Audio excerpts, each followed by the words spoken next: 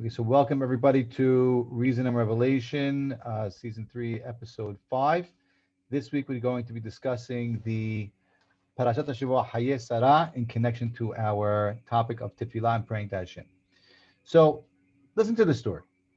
Abraham Avinu is getting older, and he doesn't have a progeny. Hashem keeps on blessing him that you are going to be Av Hamon Goyim, and people v'nibrechu becha kol mishpachot adama, and the entire nation of the world, people of the earth are going to be blessed by you. Yeah, and Abraham, imagine in the back of his mind, he's saying, yada yada yada. God, I don't have a child. Okay, I don't have a child to fulfill this promise. You keep on promising me, but I don't have the tools in order to fulfill it. Ishmael was not going to be that one. He knew that already. So he has Yitzhak. Yitzhak is born. He gets a Brit Milah. But in order to have a progeny continue, Yitzhak has to get married. So Abraham says, wait, if the beracha is going to come from Yitzhak, I have to make sure that Yitzhak is set up in the right way in order so the beracha that Hashem gave to me also comes through him. And he gets, as every father and as every mother worries about their children, who they're going to marry, where are they going to meet their spouse, what are they going to, who are the in-laws are going to be like, what kind of person do we want, what kind of person are we interested in for our children. These, I know that my daughter's in senior in high school. I know Robin, your daughter is first year college in Israel right now. Reed, I don't think your daughter, is in the twos or the threes in the gun, but I don't think you're thinking about this yet. But these are real family questions, right? If we believe in something special, if we believe that we have an approach that's valuable, we want to make sure that our children marry into families that also continue that thing. This is like the age-old, conversation that parents have in their bedrooms about their kids. Okay. So Abraham says, I have to send someone, my Eved, who we think it's Eliezer, right, to go and search out a wife for Yitzhak. And Abraham is very, very clear. He gives Eliezer very, very specific rules. Okay, what families he needs to go to, what areas he needs. He says to Eliezer, go back to my original homeland in Haran.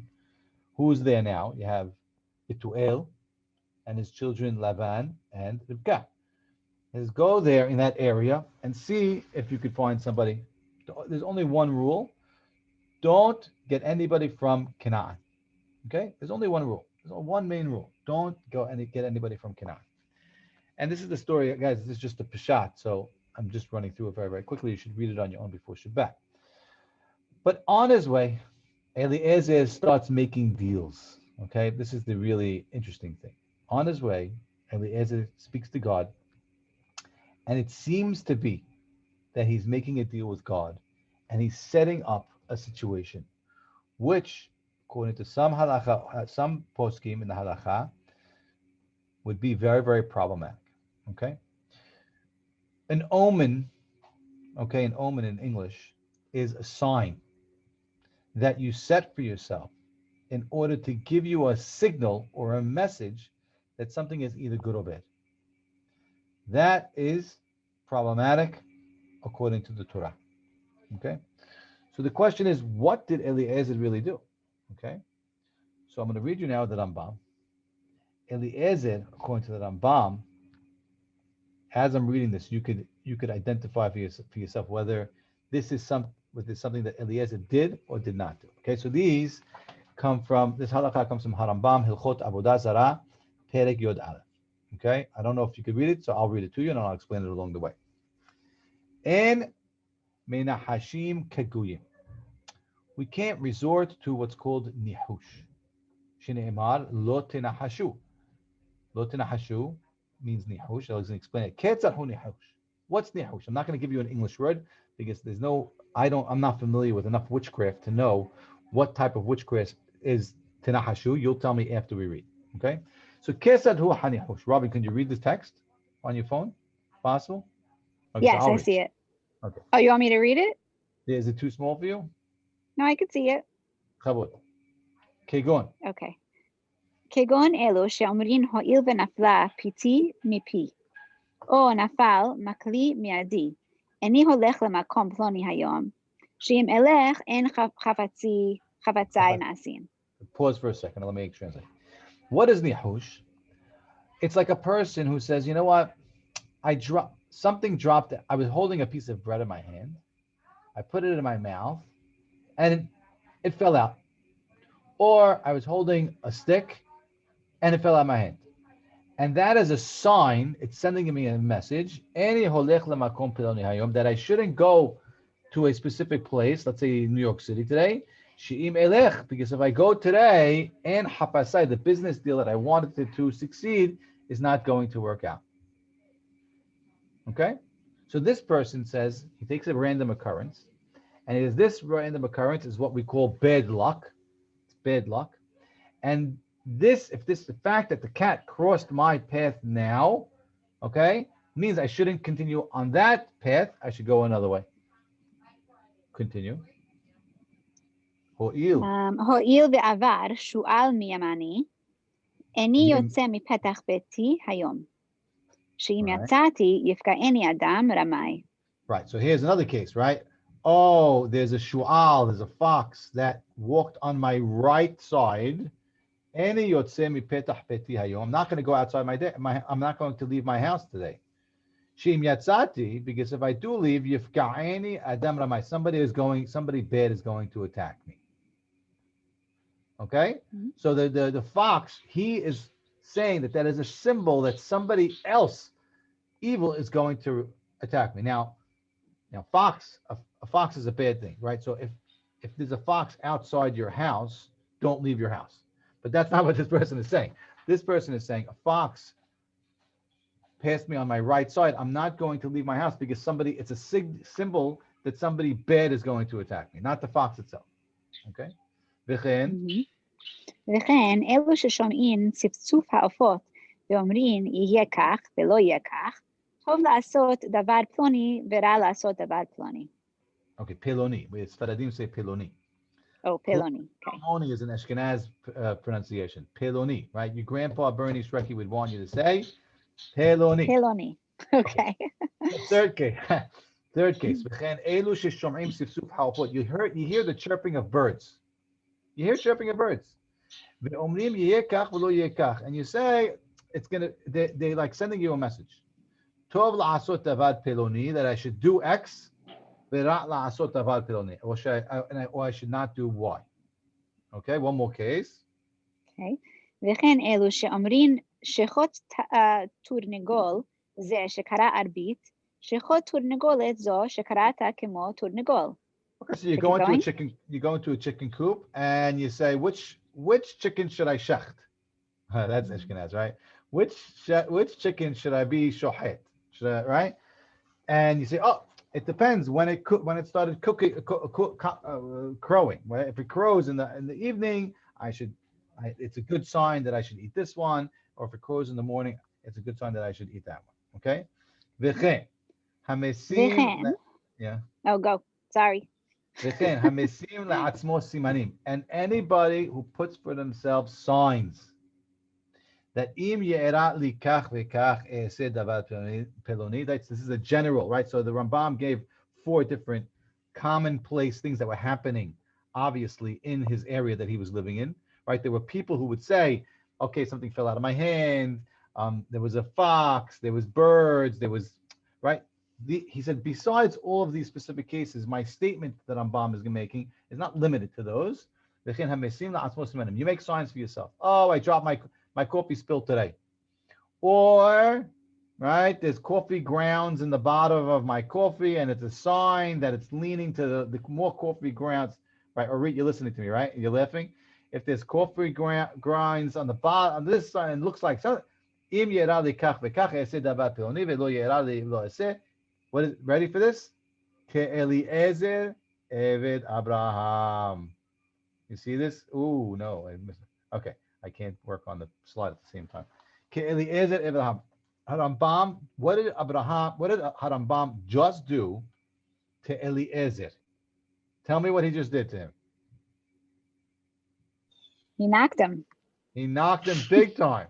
He knocked him Mhm. big time. Now there is a question. There is a question with whether Eliezer was Jewish or not, right? If he wasn't Jewish, first of all, nobody had halakha Torah, right? There was no Torah laws at this time. There's definitely midrashim that say that Abraham gave matzot to the miragilim. I'm sorry, to the malachim. So it was during Pesach time, but that's not pishat, right? Pishat, the abot and their slaves did not have the Torah, but let's just say they did. Okay, there's still a machloket whether Eliezer was a Jew or a ben Noach. According to many opinions, right, a ben Noach might not have the isur of lo tenahashu. It's one of the 613 commandments, and the ben Noach only have how many? 7. Okay, so this is an opinion here that Harambam says that Eliezer did something wrong. And watch this, right? I'm going on. V'chol kayoseh b'devarim ha'elu hakol asur. It's asur. V'chol ha'oseh ma'aseh. And anybody who acted because of something, because of a sign that happened to him, in other words, he set the sign and he acted based on that sign that happened. He gets malkut. It's a lo ta'aseh. Now this is amazing. This is extraordinary, right? What did Harambam just do? There's an isur in Vayikra Perek Yotet Pasuk Kaf Vav lo tenahashu, that you can't do this thing called nihush, which is signs or omens. Okay, he just threw Eliezer Eved Abraham out of the bus, and he says anybody who does that, loke, he's punished. Okay, you got everybody listening. This is pretty wild. One second, let me just make sure. Okay, I want to make sure there's people not waiting in the thing. Okay, good. A little light today, ladies. Okay, now guess what happens? There was a rabbi, Rabbi Abraham ben David. His name was Rabbi Abraham ben David. Hang on, trying to go forward. There we go. His name was Rabbi Abraham ben David. He lived in around 1100s, and he wrote what's called Hasagot on the Rambam. Hasagot on notes on the Rambam. A lot of people see these notes as an attack. So when the Avad writes something, he's mesig. It sounds like he's attacking on the Rambam. And he says the following. Okay, everybody with me? He says, Amar Abraham Zeh Shibush Gadol. So if you're looking at the Mishneh Torah, if you're looking at the page of the Mishneh Torah, you have the Rambam in the middle, and then there's the Ra'avad in small text inside the Rambam on this. It's pretty amazing. And he's going to nail the Rambam. He says, this is a gross mistake. Shahare davar ze mutar. Because it's permitted. Okay? Ve'mutaru. Ve'ulai het'ehu halashon. Shira'a kol nehu she'enu ke'eliezer v'yonatan enu nahash. Because maybe, he says, the Rambam was mistaken in understanding the original source for this halakha in Masechet Chulin. And he goes on to say, how can it be? How can it be that Abraham, the servant of Eliezer, and he adds in here, Shaul son Yonatan, which I'll tell you about in a second, right? Used this isur of divination and was over on isur Torah. How could you say such a thing? That Avad says to Rambam. You must be confused. This is really amazing. I'm just going to continue a little bit, right? Hang on. If they were alive, listen to this. This is what Harambam says. The last line. And if they were alive today, he would have received at their hands fiery lashes, the Rambam. It's amazing. That Avad just said that Maimonides Harambam is so wrong that if these people were alive, Eliezer and Yonatan were alive, they would have lashed him with fire. Very, very, very strong language about somebody who we look up to, Harambam, in it's really, really extraordinary language, right? So how do we make sense of all this? Okay, this is very, very complicated. There's a machloket. There's a machloket on what Eliezer did. There's no short way of saying it. There's a machloket. The Harambam thinks it's wrong, and the Avad thinks that it's okay. The Rambam thinks that divination, nihush, is useless and asur, and the Avad thinks completely the opposite. It's allowed and it works. Amazing. How could that One be? second. Is that he's Rabbi Moshe? Yes. The Rabbi is calling it nichush though, or he's saying what he did wasn't wrong? Is he putting it under that category? So that's where we're going to go now. Obviously, nichush is wrong, but the Avad is not putting it under that category. He says no, it was something else, and that's why I'm going to solve it right now. I'm not going to solve the machloket. Okay, there's a machloket stands. They both agree that nihush is asur for sure. That Avad can't take one of the isurim out of the Torah, but they obviously are in have a disagreement whether Eliezer did something wrong. Just pause for 1 second. Do you guys remember the story of Yonatan with the arrows? Who's doing Tanakh study? What's the story with Yonatan and the arrows? Right? He goes out. He says, "I'm not sure whether we should go up and fight against the Philistines." So he says, "If I'm going to draw an arrow, I'm going to shoot an arrow. If it lands here, it means that we should go up. If it doesn't land here, it means that we shouldn't go up." So that also is like, if my GP, you know how you're driving sometimes and the GPS says, you're all confused and you're like, well, it'll be a good luck for me if I go this way or if I go that way. Like we play these mental games. We play a lot of mental games all the time with God, right? Like we're trying to figure out. So there's a line, right? You can't say because things happen to me this way, I think I should do that. You have to do the right thing all the time. I mean, this is really complicated, right? We're getting into like some of our deepest, darkest thoughts in our mind. It's really complicated. So let me just go back for a second. I went off on a tangent. So the Maharal says, you know what? Which is Nechama Leibowitz quotes this. You guys know Nechama Leibowitz? Okay, she's one of the most famous female, recent, modern, but traditional mefarshim or expositors or darshanim on the Torah. It's extraordinary. If you ever read her books, they come in Hebrew and in English.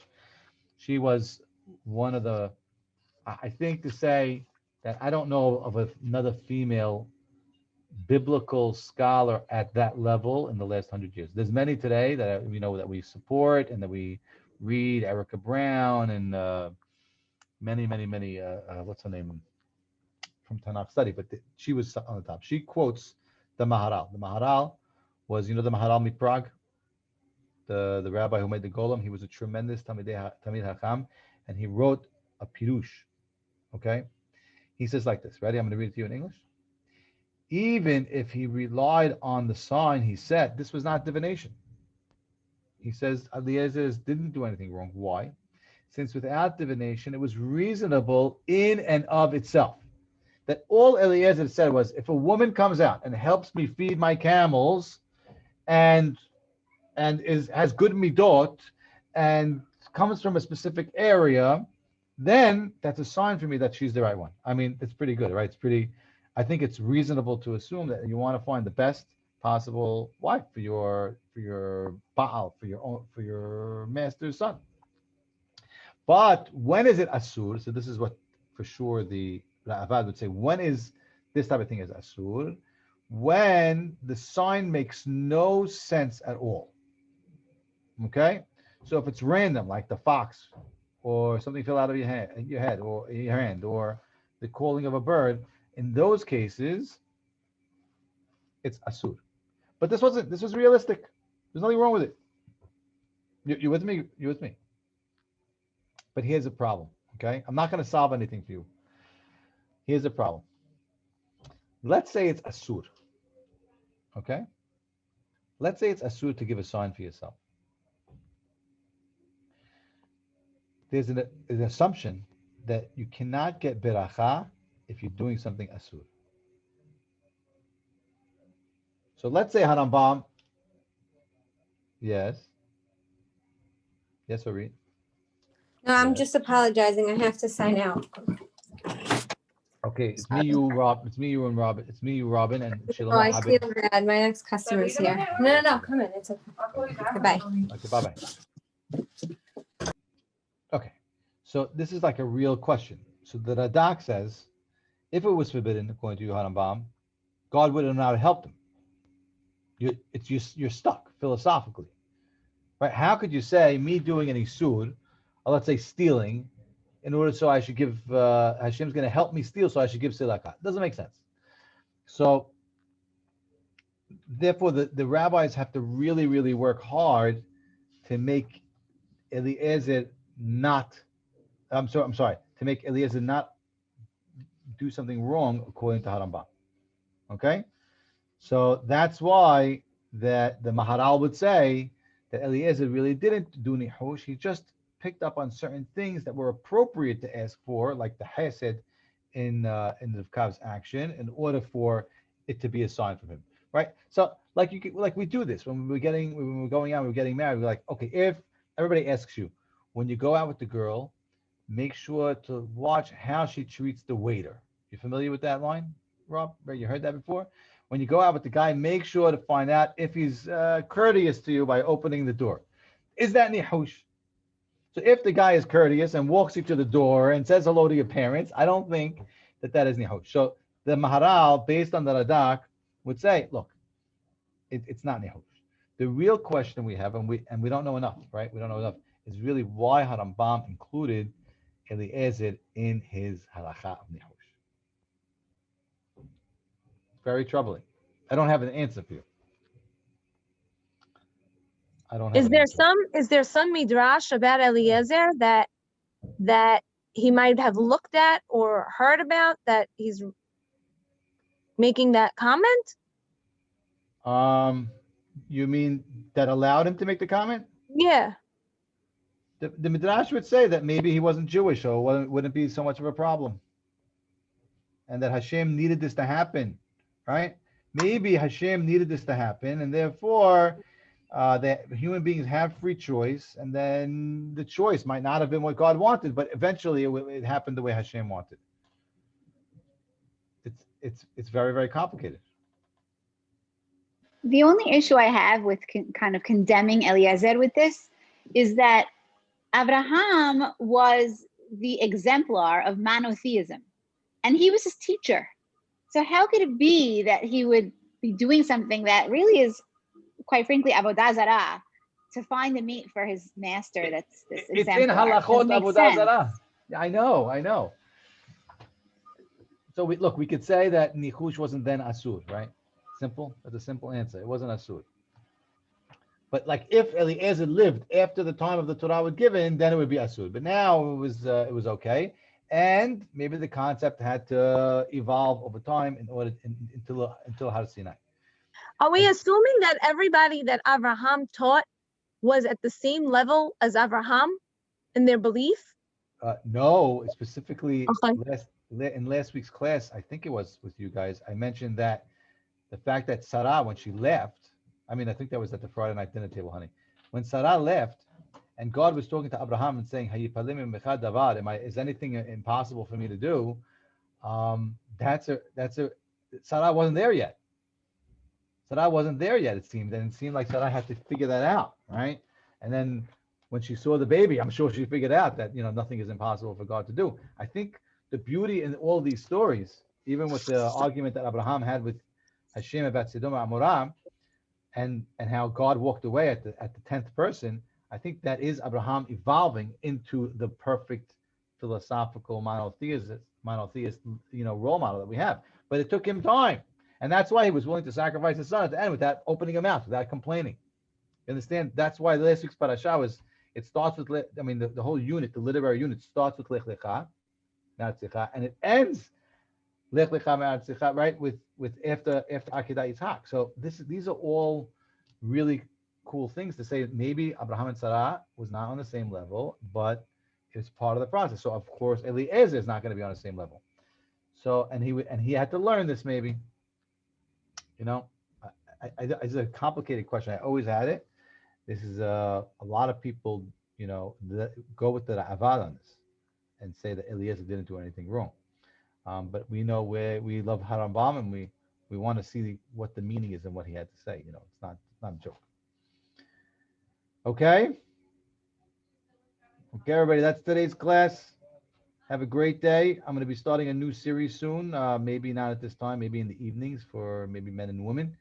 It's going to be called Emunah and Bitachon class, or we'll try and find an interesting thing like reason and revelation. But we'll keep everybody informed. Okay. Have a great day. Thank Thank you. you. Bye bye. Thanks. Bye.